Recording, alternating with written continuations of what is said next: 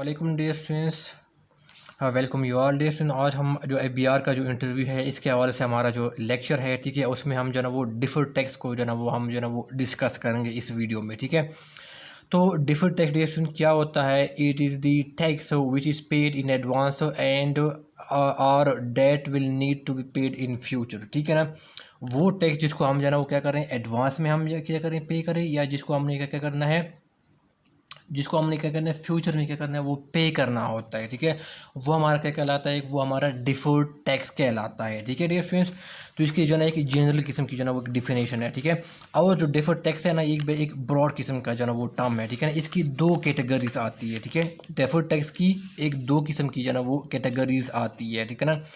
इसको कहा जाता है DTA यानी डिफर्ड टैक्स एसेट कहा जाता है, और एक कहा जाता है DTL यानी डिफर्ड टैक्स लाइबिलिटी कहा जाता है, ठीक है। ये डिफर्ड टैक्स की दो ब्रॉड कैटेगरीज है, ठीक है। ये जो मैंने डिफिनेशन यहाँ पर डिफाइन किया है इसका जो है ना वो बड़ा जनरल किस्म का जो है ना वो डिफिनेशन है, ठीक हो गया। तो इसमें क्या होता है, डिफर्ड टैक्स एसेट आते हैं, डिफर्ड टैक्स लाइबिलिटी आती है। तो पहले हम क्या करते हैं, इसको क्या करते हैं, डिफर्ड टैक्स जो एसेट है इसको हम जो है ना वो एग्जांपल के साथ जो है ना वो हम समझने की कोशिश को हम पहले डिस्कस करते हैं, ठीक है। इस वीडियो में हम जो है ना वो डिफर्ड टैक्स जो एसेट है इसको डिस्कस करेंगे, और जो नेक्स्ट वीडियो होगा, ठीक है, उसमें फिर हम जो है ना डिफर्ड टैक्स लाइबिलिटी को हम जो है ना वो डिस्कस करेंगे, ठीक है।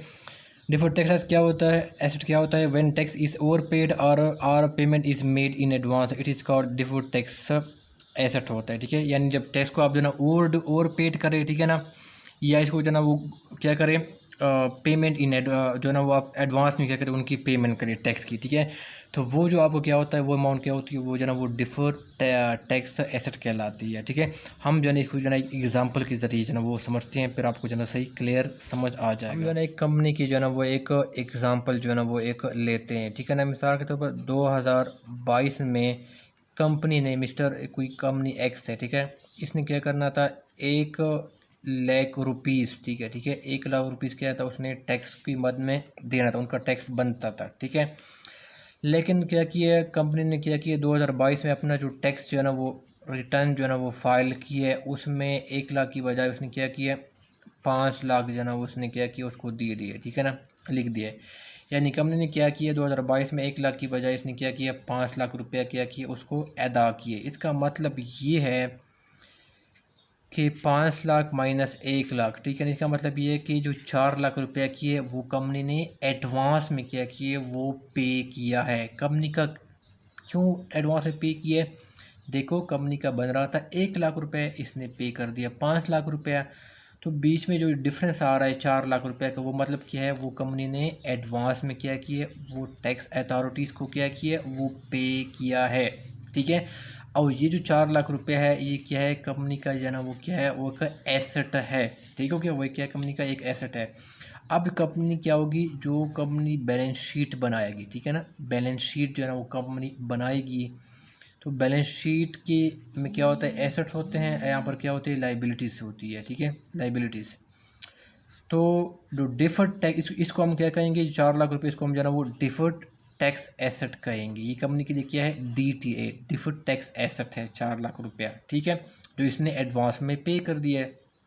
तो बैलेंस शीट में क्या होगा, जो डिफर्ड टैक्स एसेट है, DTA किसको कहते हैं, ठीक है ना, उसको क्या करेंगे, उसको बैलेंस शीट के एसेट साइड पे क्या होंगे, वो शो किया जाएगा, ठीक है। तो इंटरव्यूअर आपसे ये भी पूछा जा सकता है कि उसको कहाँ पर शो किया जाएगा, तो आपने उसको बताना है कि बैलेंस शीट में जो है ना वो एसेट साइड पे जो है ना वो शो करेगा, ठीक है। अच्छा डियर, फिर दूसरा सवाल पैदा होता है कि डिफर्ड टैक्स एड जो डिफर्ड टैक्स है, ठीक है ना, एसेट है, या जो डिफर्ड टैक्स एसेट है, इसको जो है ना वो इसका पर्पस क्या होता है, ठीक है ना। मैं इसको जो है ना वो पर्पस बताता हूँ कि कंपनी क्यों जो है ना वो एडवांस में क्या करते हैं, वो टैक्स क्या करती है, वो पे करती है, ठीक है ना। तो बेसिकली इसमें एडवांस में इसलिए पे करती है, तो ये कंपनी क्या होती है, अपनी टैक्स लाइबिलिटी जो है ना उसको क्या करती है, उसको रिड्यूस करना चाहती है, ठीक है ना।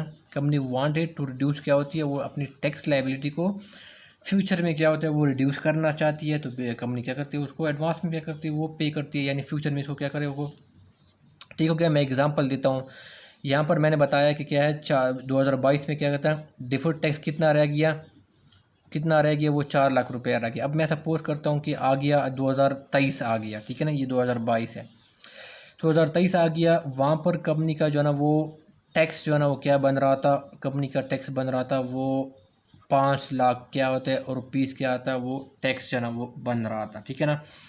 अब रेशन जो कंपनी 2023 में अपना जो टैक्स जो है ना वो रिटर्न क्या होगा, वो अपना फाइल करेगा, ठीक है। तो उसमें वो कितना जो है ना वो टैक्स जो है ना वो देगा, ठीक है। तो मुझे ये बताएं कि कितना टैक्स देगा को। तो अपने टैक्स रिटर्न में वो क्या करेगा, 5 लाख माइनस 4 लाख, ठीक है ना। यानी वो क्या होगा, वो 1 लाख क्या होगा, वो अपना टैक्स क्या होगा उनको देना पड़ेगा, ठीक है ना।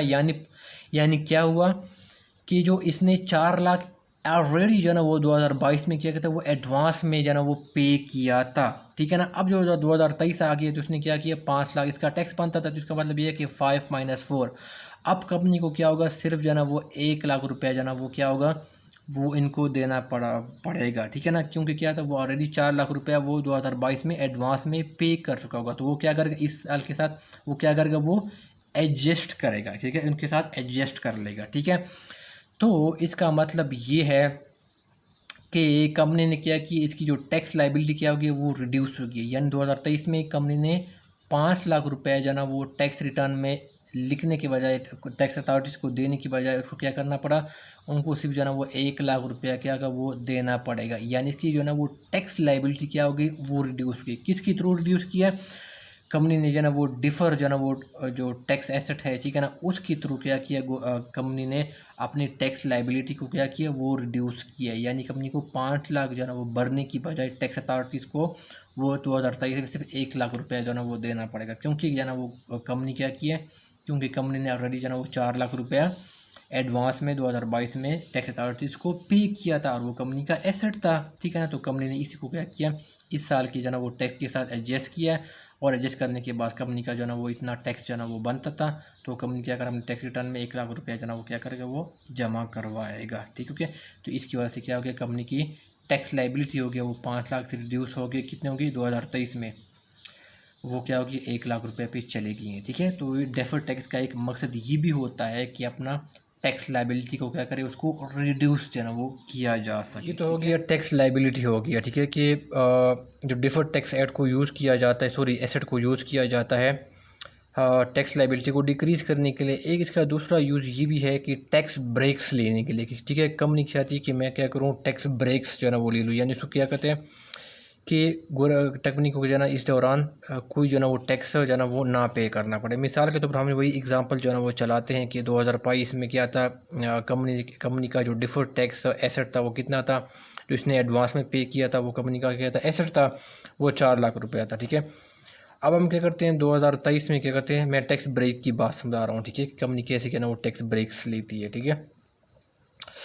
तो क्या होता है 2023 से मिसाल के तौर पर कंपनी का जो टैक्स जो है ना वो आ गया है, ठीक है, सॉरी टैक्स जो इसने जमा करवाना है, ठीक है ना, ठीक है ना, वो कितना आ गया 1 लाख रुपया आ गया, ठीक है ना। यानी 1 लाख रुपया क्या है जो कंपनी ने टैक्स की मद में टैक्स अथॉरिटीज़ को पे करना है, ठीक है ना। तो अब क्या करेगा 2023 में कंपनी क्या करेगा, अपने जो टैक्स रिटर्न, ठीक है ना, टैक्स रिटर्न जो है ना वो फाइल करेगा, ठीक है ना। तो उसमें क्या करेगा, उसमें से क्या करेगा 4 लाख तो उसने एडवांस में ऑलरेडी जो है 2022 में पे किया था, ठीक है। तो उसमें से क्या करेगा, अपने टैक्स रिटर्न में से क्या करेगा, जो वो लिखेगा, तो उसमें से 4 लाख में से क्या करेगा 1 लाख माइनस करेगा, तो पीछे क्या करेगा 3 लाख रुपया लगेगा। इसका मतलब ये है कि कंपनी को क्या किया, इस साल क्या होगा 2023 में कोई भी जो है ना वो टैक्स पे नहीं करना पड़ेगा, ठीक है ना।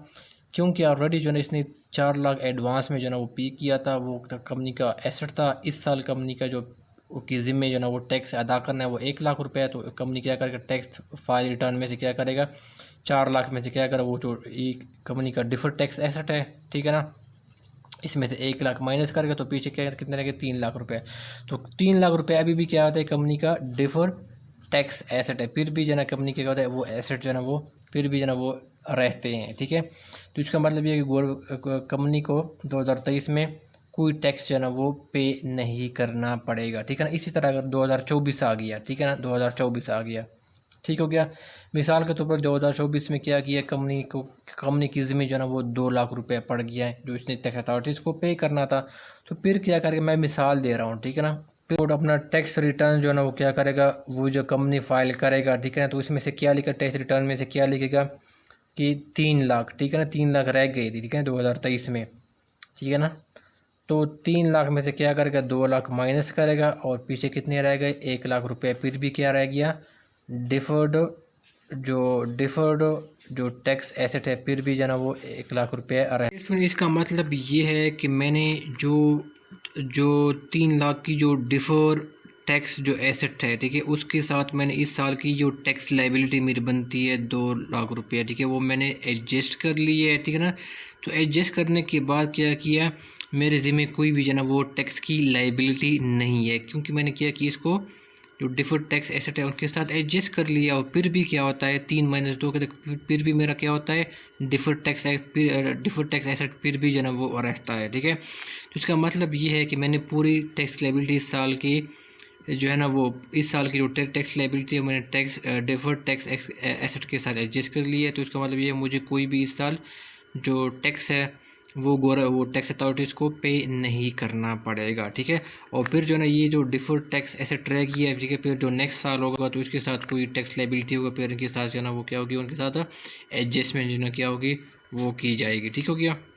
कि इसका मतलब ये है कि कंपनी को 2024 में भी क्या होगा, कोई टैक्स पे नहीं करना पड़ेगा और 2023 में भी क्या होगा, कोई टैक्स पे नहीं करना किया है। यानी कंपनी ने क्या किया है, टैक्स जो ना वो ब्रेक्स जो ना क्या किए हैं उसने ले लिए हैं, ठीक हो गया। वीडियो अच्छी लगी तो इसको लाइक ज़रूर कीजिएगा और आपका कोई क्वेश्चन है, कोई क्वेरी है तो आप जो है ना वो कमेंट बॉक्स में जो है ना वो पूछ सकते हैं। चैनल को सब्सक्राइब नहीं किया है तो चैनल को सब्सक्राइब कीजिएगा और बेल आइकन को हिट कीजिएगा ताकि फ्यूचर में मैं जो भी वीडियो डालूँ इसकी नोटिफिकेशन आपको आया करे, ठीक है। दुआ में याद रखिएगा और अल्लाह हाफ़िज़।